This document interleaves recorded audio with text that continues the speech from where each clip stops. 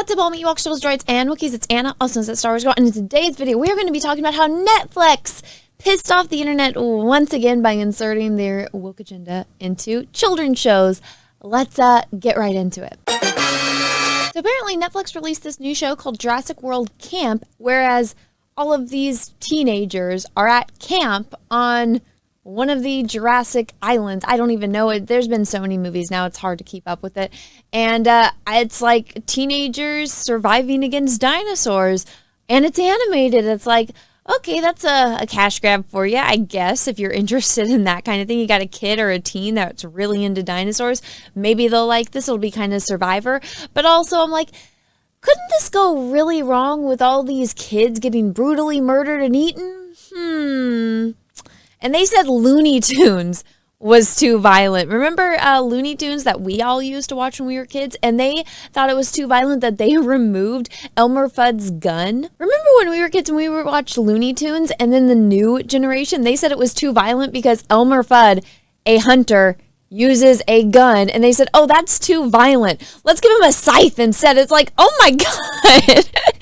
Like, how out of touch can you be? Like, this is way more terrifying than like a funny guy, like a little funny bald guy with a funny voice and his little gun getting outsmarted by a rabbit. Now you're like, hey, let's brutally murder him with a scythe. Like, these people are so out of touch. So which makes me kind of somewhat understand why they think that this premise is a good idea. But I'm just looking at these dinosaurs right here. I'm like, first off, this animation looks awful, but I get it. It's made for TV, so it's not going to be the same high quality, which again isn't an excuse, because when I was a kid, I feel like the animation was great. The Hercules animated series, even Aladdin's animated series, and The Little Mermaids, those were all great. Take it, those were made by Disney during their prime, but this, it's just, it looks awful. Even Jimmy Neutron, I feel like, did a better job.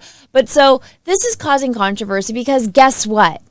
There's a gay kiss in it. And if you don't believe me, here's proof. So these two gals, so it would be this one and then this one, apparently during the running from the savage man-eating dinosaurs, they have enough time to stop to have a little smoochy kiss. The internet is kind of losing their minds about it, and I think it's funny. Like, look at this meme. Dinosaur movies back in my day, dinosaur movies today. It's like, yeah, it's like all I've seen so far of these dinosaurs is this shitty CGI. It looks almost like a really bad photoshopped image. And I've seen more of these girls kissing than I have of any type of dinosaurs in a Jurassic World show. But like I said, this is causing a pretty big uproar. This is from a children's cartoon on Netflix called Jurassic World Camp Cretaceous. Since when has something like this been considered appropriate for children? And she just posted this, and a lot of people are responding. Some like backing her up, but a lot of people are like, you know, doing the whole, how dare you? And I mean, it's the usual suspects. Let me just put that out there. So here's this person who I absolutely hate this point, but I'm going to show it to you, and I will point out why I hate it after I read it to you. Inappropriate for children, two women in love kissing versus classic Disney appropriate for all ages, sexually assaulting a sleeping woman. Whee! I think you guys can all understand why I hate it. But obviously, Evan loves Worf, whoever this person is. Again, they have a big following, but let me explain to you, Evan, why this is retarded. Okay, if you actually watch Snow White and the Seven Dwarfs, which I think a lot of people should, considering there was that whole big controversy between the new Disney Snow White and the Seven Dwarfs versus the original, and we had what's-her-face, yeah, weird, talking bad about the story, and pretty much every girl that grew up loving Snow White rushed to the internet to go and defend this movie. So since this is a boy, I'm assuming not all boys are that interested in princess movies. Let me just explain it to you, Evan. It's not sexual assault. That is her Prince Charming. That is her true love. The entire movie, she's singing about her true love. And even in the beginning, it's very well established that they're in love and he's looking for her. And guess what? He wouldn't have been able to wake her up if it wasn't true love's first kiss. And it's not sexual assault when you want to be kissed by the person. Just saying. I know that this weird dude named Evan with like some kind of creepy little cat plushie in his profile picture might not understand that concept, but if I'm sleeping and my husband comes and kisses me, that's not sexual assault because I don't mind if he kisses me, right? Like, I don't mind if my child comes and wakes me up by giving mommy a kiss. I don't care if my husband kisses me. My father can come wake me up with a kiss on the head.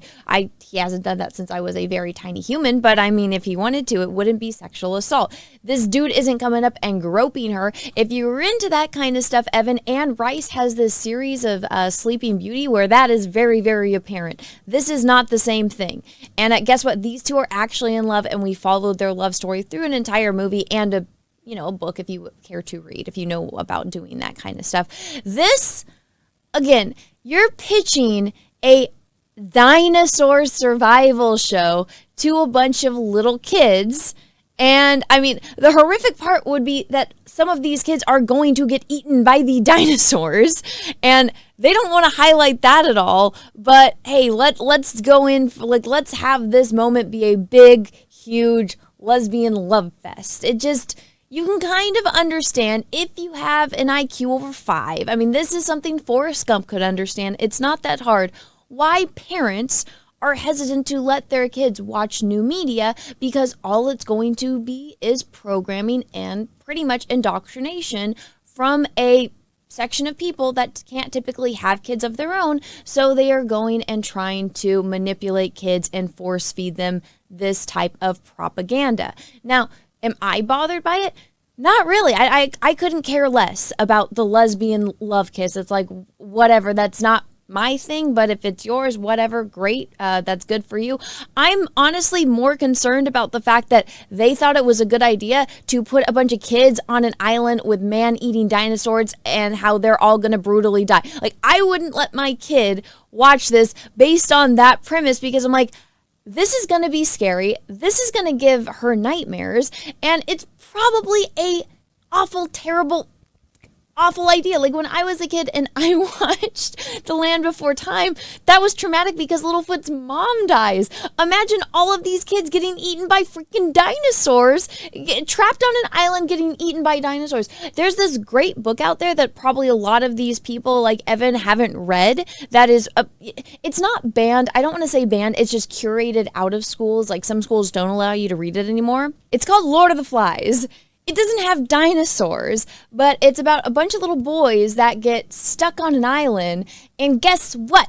They go crazy, there's all this tribalism, and some people die.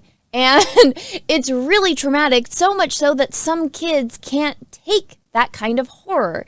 And again, this doesn't have man-eating dinosaurs, and because of it, some schools have said, hey, we're not going to have this in like middle schools. Maybe when you get to high school, you can read it. And because of, honestly, in my opinion, the way that the new generations are kind of raised, they can't even handle in high school. So they're like, okay, we'll wait until you're in college to read this book. But if they can't even stomach this, how are you going to deal with a bunch of kids running away from man-eating dinosaurs? Have you ever watched a Jurassic Park movie or a Jurassic World movie?